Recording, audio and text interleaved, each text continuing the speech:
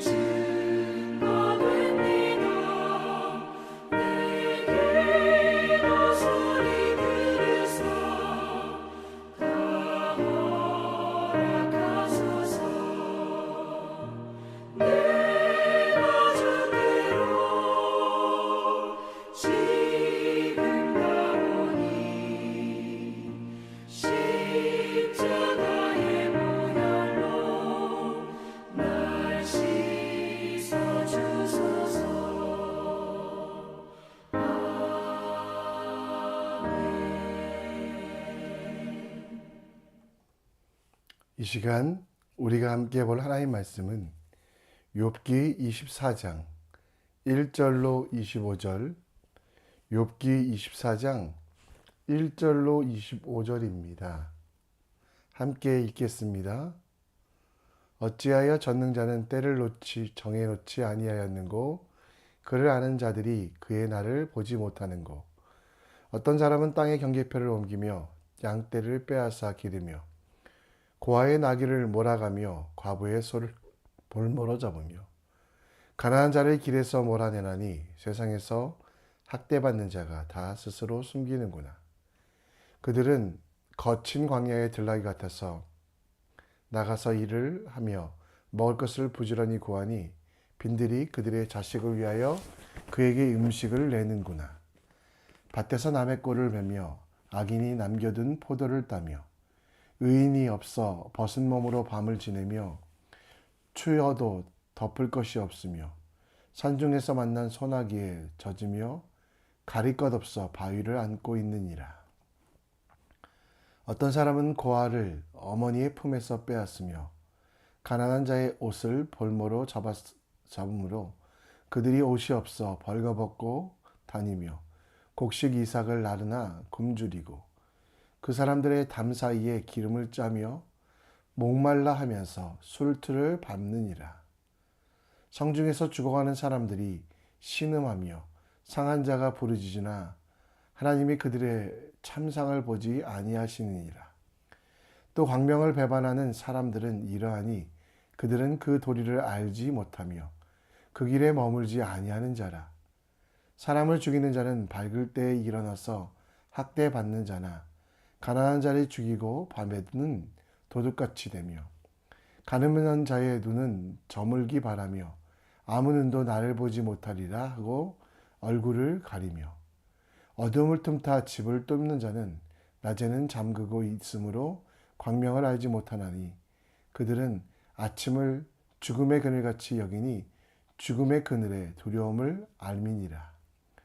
그들은 물 위에 빨리 흘러가고 그들의 소유는 세상에서 저주를 받나니 그들이 다시는 포도원 길로 다니지 못할 것이라. 가뭄과 더위가 눈 녹은 물을 곧 빼앗나니 스올이 범죄자에게도 그와 같이 하느니라. 모태가 그를 잊어버리고 구더기가 그를 달게 먹을 것이라. 그는 다시 기억하지 되지 아니할 것이니 부리가 나무처럼 꺾이리라.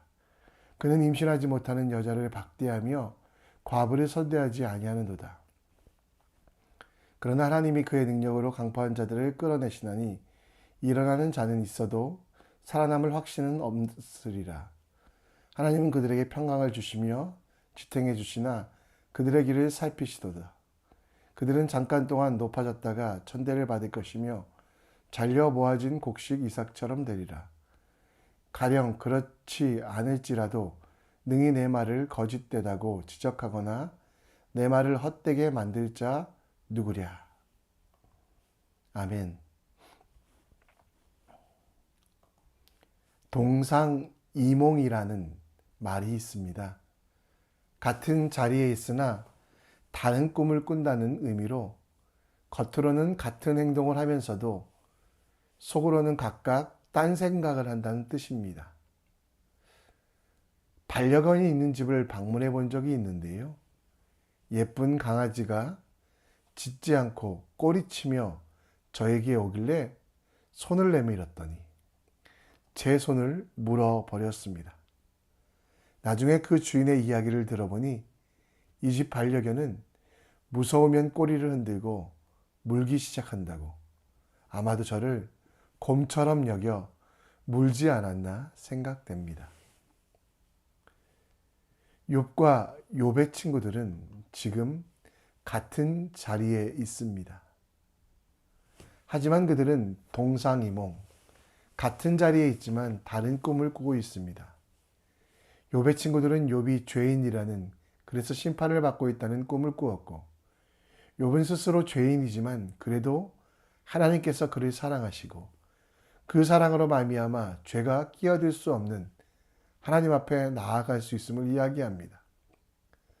본문은 욥이 엘리바스의 세 번째 말을 듣고, 엘리바스의 공격은 욥이 악인이고 죄인이고 그 죄가 너무 심하여 사형에 합당한다는 의미로 말했는데요.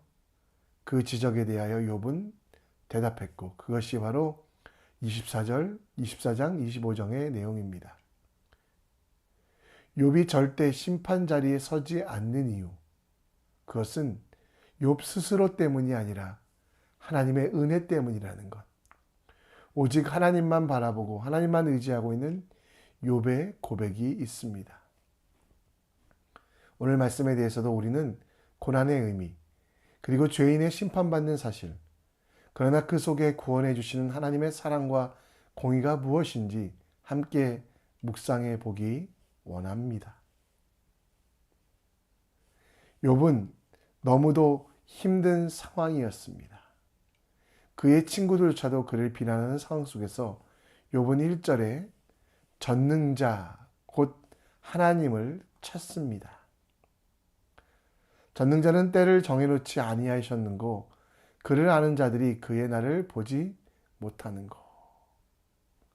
하나님께서 정해놓으신 그 때와 그 기한은 우리가 알 수 없다라는 것. 그러나 모든 것이 끝이 있고 이것 또한 지나가며 결국 하나님의 품 안에 안길 욥의 미래를 이야기하고 있는 것입니다. 여러분, 욥이요, 오늘도 보면 보시듯이, 말씀을 보면 보이듯이 잘 참는 사람이 아니었습니다. 욥이 참고 인내하였기 때문에 하나님을 기뻐했던 것이 아닙니다. 욥에게 장점은 인간적인 노력보다 하나님을 먼저 찾고 의지하고 하나님 앞에 나아가길 원했던 그 모습. 하나님 앞에 있지만 욥은 고난의 날, 곧 그 고난의 날이 언제 끝날지 정말 궁금해하며 힘들어하고 있는 것이 바로 욥의 모습입니다. 1절에 이 이야기를 하고 지금 세상 속에서 일어나고 있는 2절부터 불합리와 불경건, 곧 세상의 주인들이 사람인 것처럼 여겨지는 이 상황이 언제 끝날 것인가에 대한 물음. 사람들이 어떻게 삽니까? 2절에 보면 땅의 경계표를 옮기지 말라고 하신 하나님 말씀을 어깁니다. 고아와 과부, 나그네를 도와주라고 하는 하나님의 공의의 명령들을 지키지 아니하는 우리들에게 반드시 심판이 임할 것을 이야기하고 있습니다. 그리고 12절, 13절 말씀에 보면 성중에 죽어가는 사람들이 신음하며 상한 자가 부르짖으나 하나님이 그들의 참상을 보지 아니하시니라. 욥이 얼마나 힘들면 이렇게 억울한 상황에 하나님께서 대답하지 아니하신다고. 13절에 또 광명을 배반한 사람들은 이러하니 그들은 그 도리를 알지 못하며 그 길에 머물지 아니하는 자니라 라고 이야기합니다. 욥은 무엇을 알고 있었습니까? 악한 자들이 잘 되는 것을 알고 있었습니다. 그러나 그 배후에 그들을 심판하시고 그들을 반드시 벌하실 하나님께서 능력이 있으신 것이지 심판당할 어떤 생명도 어떤 능력도 사람에게는 없다라는 것을 이야기합니다. 때와 기한은 알지 못하지만 반드시 하나님께서 그 주권을 회복하시고 다시 사람들을 살리실 그날이 있음을 이야기합니다. 우리 모두 시편 1편 말씀을 압니다. 악인은 심판을 견디지 못하며 죄인이 의인들의 모임에 들어가지 못하리로다. 무릇 의인의 길은 여호와께서 인정하시나 악인의 길은 망할 것이다. 지금 불의하고 불평한 상황 속에서 화가 나십니까? 너무도 끔찍한 현장 속에서 힘들어하고 계십니까? 그러나 여러분 기억하실 것은 언젠가는 바람에 날리는 겨와 같이 우리를 괴롭히는 악인들은 세상의 것들은 다 사라지고 불태워질 것이라는 것. 그래서 욥처럼 사람을 바라보거나 사람을 의지하지 아니하고 예수 그리스도를 바라보며 그분을 향해 서는 믿음의 사람이 되어야만 한다는 것입니다. 강포한 자들을 본받지 아니하고요. 우리 속에 영원히 존재하실 그 하나님의 말씀에 순종하는 것. 세상과 사람 앞에 서서 즐기기보다 하나님 앞에 서길 원하는 삶, 내가 무엇인가를 할 수 있다고 하는 교만한 자를 심판하시는, 그러나 연약하고 통회하고 자복하는 자에게 복을 주시는 그 하나님을 바라보며 누리며 사는 믿음의 사람이 되시기 바랍니다. 풀과 같은 세상, 꽃과 같은 강포한 자들은 반드시 시듭니다. 사라집니다. 그러나 하나님만이 영원하시며 하나님만이 온전하시기에 그 하나님의 말씀을 의지하며 세상 속에서 고난당할 때 이것이 말씀에 의하여 약속된 대로 끝이 있고, 그리고 그 끝에 내게 부어주실 은혜가 넘침을 기억하며 말씀 앞에 든든히 서가는 힘들수록 하나님을 찾는 믿음의 사람 되시기를 함께 기도합니다. 욥기 25장에 보면 세상의 모든 일을 감찰하시는 하나님에 대하여 설명되어 있습니다. 죄인들, 악인들, 강포한 자들, 그들을 그대로 두지 아니하시고 하나님은 반드시 심판하실 것을 말씀하고 있습니다. 오늘 23절에도 보면 이해할 수 없는 말이 좀 나오는데요. 하나님은 그에게 평안을 주시며 지탱해 주시나 그들의 길을 살피시도다. 누굴까요, 여러분? 그에게는요. 반대로 22절에 보면 그러나 하나님이 그의 능력으로 강포한 자를 끌어내시나니 일어나는 자는 있어도 살아남을 확신은 없도다. 하나님께서는요, 우리들의 모든 길들을 기억하시고 지금은 불리해 보여도 그 모든 상황을 바꾸시고 새롭게 하실 것을 악인들의 길을 살피신다라고 말씀하셨는데요. 그 살피시는 하나님, 이것을 여러분 우리는 감찰이라고 하는데, 창세기 16장 13절에 하나님께서 하갈을 지키시기로 약속하시며 나를 살피시는 하나님이라고 말했던 것에 유래되는데, 하나님은 죄를 덮으시는 분이 아닙니다. 하나님은 죄에 대하여 모른 척 하신 분이 아닙니다. 강포한 자들, 악한 자들, 지금 그들이 잘 되고 있는 것 같지만 마침내 멸망한다는 것. 그러나 여러분 또 한 가지 기억하실 것은 그 죄인들을 죽이실 뿐만 아니라 하나님은 그 죄의 문제를 근본적으로 해결하시는, 감찰하시는 하나님입니다.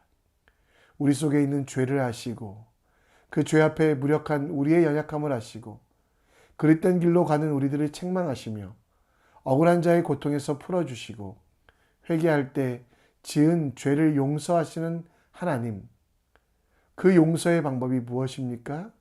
우리의 약함을 감찰하셨기에 용서의 방법으로 예수 그리스도의 십자가 하나님을, 예수 그리스도의 이를 십자가에 독생자 예수를 죽이셨던 것입니다. 감찰하셨던 하나님을 우리는 경험해야만 합니다. 죄를 덮으신 하나님이 아니라 우리의 죄를 보시는 하나님. 여기까지만 믿으시면 율법주의자입니다. 그러나 모른 척하지 아니하시고 독생자 예수를 십자가 위에 들리심으로 우리를 살리신 그 예수님을 기억하십시오. 이사야서 53장 5절 말씀처럼 그가 찔림은 우리의 허물을 인함이요 그가 상함은 우리의 죄악 때문이라. 그가 징계를 받음으로 우리가 평화를 누리고 그가 채찍에 맞음으로 나는 나음을 얻었더라. 감찰하시는 하나님 속에 있는 은혜가 무엇입니까? 살피시는 하나님은 여러분과 저의 죄를 아십니다. 그럼에도 불구하고 나를 사랑한다고 말씀하시고 나에게 비전, 꿈 주셔서 하나님의 자녀로 살 수 있는 기회를 주셨던 것. 이제 우리는 언제 심판당할까 봐 두려워하는 사람이 아니라 나를 아시기에 내 모든 죄를 사하시는 예수를 보내주신 그 은혜에 감격하여 하나님만 바라보는 믿음의 삶 살기 원합니다. 죄인의 멸망을 꿈꾸기보다 죄인 가운데 나를 구원해 주신 은혜를 찬양하는 오늘, 우리에게 감찰하신 하나님이라는 살피시는 하나님이라는 그 단어 속에 나를 구원하시고 나보다 나를 더 잘하시는 그 하나님을 바라보는 우리가 됐으면 좋겠습니다. 말씀을 정리합니다. 악인은 세상의 것들은 반드시 태워집니다. 그러나 악으로 나를 공격하는 사람들에게 하나님을 집중하는 기회를 뺏기지 않게 하시고 하나님만 바라볼 수 있도록 기도해 주시고, 감찰하시는 하나님, 살피시는 하나님은 악인들은 반드시 심판하신다라고 말씀하셨습니다. 그러나 나의 연약함을 아시기에 예수 그리스도를 보내셔서 구원하셨음을, 그 은혜와 사랑에 감격하여 살아가는 오늘 될 수 있도록 함께 기도해 주셨으면 좋겠습니다.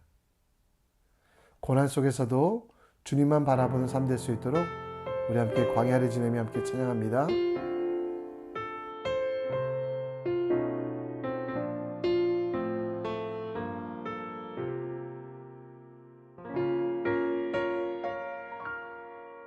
왜 나를 깊은 어둠 속에 홀로 두시는지, 어두운 밤은 왜 그리 길었는지, 나를 고독하게, 나를 낮아지게, 세상 어디도 기댈 곳이 없게 하셨네.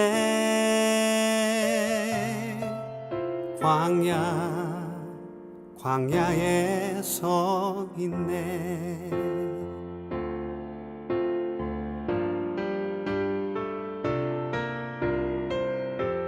주님만 내 도움이 되시고, 주님만 내 빛이 되시는, 주님만 내 친구 되시는 광야.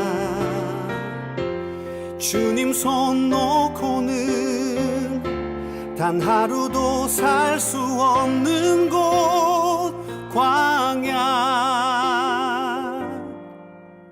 광야에 서 있네. 이 시간 우리 함께 기도의 자리로 나아갑니다. 욥처럼 악인의 멸망을 바라보며 정말 악인에게 집중하는 사람이